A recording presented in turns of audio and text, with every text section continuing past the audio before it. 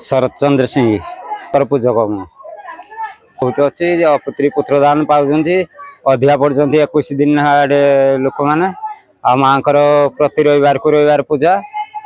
जी जहाँ मानसिक कर समस्त मनस्कामना पूर्ण हो पुत्री पुत्रदान पाँच सब एमती कम हो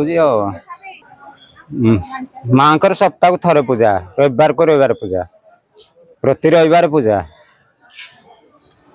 कार्तिक बैशाख 3 मासरे पूजा हम जे साधारण पूजा हम आ माँ अन्य मासरे सब मासरे प्रति रविवार को रविवार पूजा हो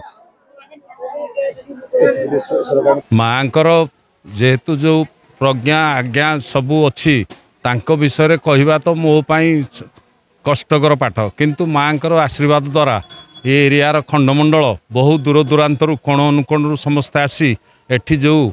प्रतिभा उज्जवलवान होउछंती एवं तांकर जो मांगे पूरा होउची सेतिपाई माँकर अलौकिक शक्ति को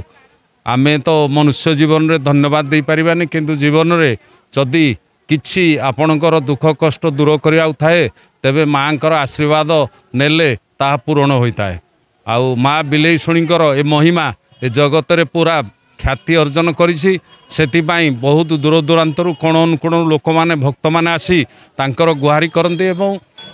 ए सब सत्य जे तांको गुहारी निश्चय पूरण होता है तेणु लोक मानकर भक्ति आश्रा माँ को ऊपर विश्वास रही है।